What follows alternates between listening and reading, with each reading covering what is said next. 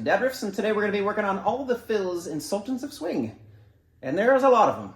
There's so many different fills I actually had to make a cheat sheet to keep me on track. Alright, so at the beginning, it's raining in the park, but in the meantime, the first fill goes like this. So it's a bend with your ring finger on the 4th fret of the G string. Do a full bend. And then you kind of bend it up again, pull it down, and do a really quiet pull off. So, and then the second one, you stop and you hold everything. So that is, you slide with your middle finger on the G string to the 6th fret, and then you got your pointer finger right here. And then you have your ring finger go. Yes. And then the band is blowing Dixie, double 4 time. This is pretty much like the main fill. He uses this one a lot. So you got the bar right here, and you hit it twice. And then you got to here, and then to here. So again, these are... Now you could just use these 2 strings, the G and the B, and just go. That totally works. So that Dixie double 4 time fill is the same, is also competition in other places. This is when it gets to the F. It's also the same as, he can play the honky tonk like anything. So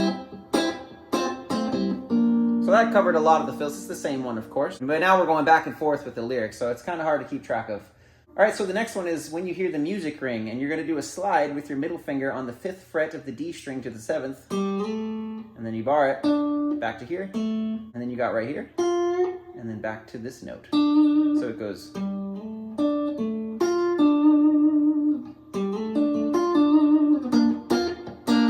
And so that little thing I just did is pretty much the main pre-chorus fill. So it goes, you got this bar, and you go right here with your pinky, and then back to here, and slide it. He very well could be going like this. But it sounds like too many strings, and it's kind of cool to just throw your pinky right here. And now back to the fill we just did before that. Let's see here, where are we at? Music ring. So, really cool one. That's the same fill as It Ain't What They Call Rock and Roll. And then at the end of the song, he says he makes it fast with one more thing. Instead of going, he goes like this. It's almost exactly the same. You're just skipping over this G string for that beginning part, so it goes. And then of course, it always does that before the chorus. Now if it does it twice, you know it's going into a chorus. If it only does it once and then goes into something like this, it's going back into the verse. And speaking of going back into the verse, this is the glue that holds the verses together. Most of the time, I feel like he goes to the chorus after a verse, but sometimes he doesn't. And so if it does this once, you have this fill. So that's a slide on the A string to the 7th fret. And then you have a hammer on from the 5th to the 7th on the D string. And then right here, G string. Now, there's another one later in the song that's a little bit longer. And that one sounds like this. So it's a little bit longer.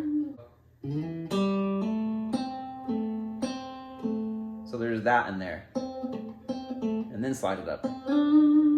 So you step inside and you don't see too many faces. That one, you go to this.